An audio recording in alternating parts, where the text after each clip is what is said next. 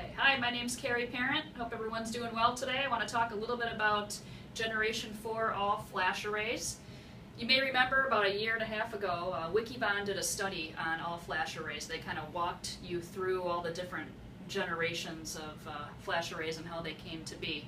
They started out with Generation 1, which was really when we started adding just a small amount of flash to traditional storage arrays. EMC was really the pioneer for Generation 1. What people thought was it was extremely expensive, and the business wasn't really seeing a lot of benefit from it. But that was really the start of utilizing flash and those types of disks inside of the storage array. And then after a couple years, you started seeing what we call Generation 2. Companies started coming out like Nimble and Tintry. You may have heard of those or remember those, where we put more flash into the traditional storage array. It wasn't necessarily an all-flash array because you still had spinning disk behind it,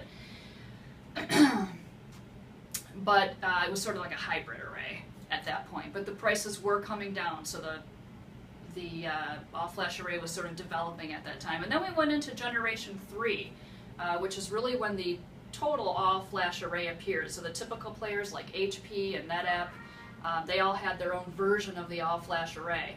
It was just a two-controller system with flash drives behind it. And the problem with these was that they didn't scale very well because the more disk that you put behind those controllers, it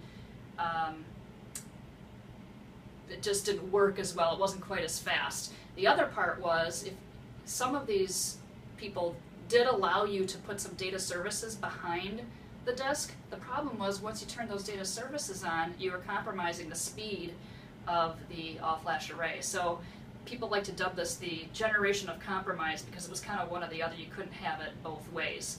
So then comes along Generation 4, which is kind of interesting because EMC is the only product on the planet that is a true Gen 4 all-flash array. We're talking about a purpose-built all-flash array that can scale, that is fast, and has no compromise. So we can add capacity, and also the great data services like compression and dedupe and snaps, they're always on inside of EMC, and that's different than anybody else.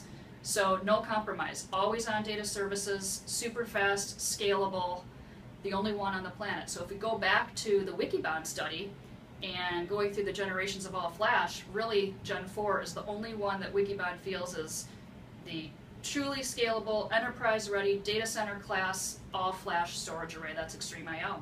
I hope that helps you make some choices about where you want to go with your all-flash storage and that you think about XtrermIO. Have a good day.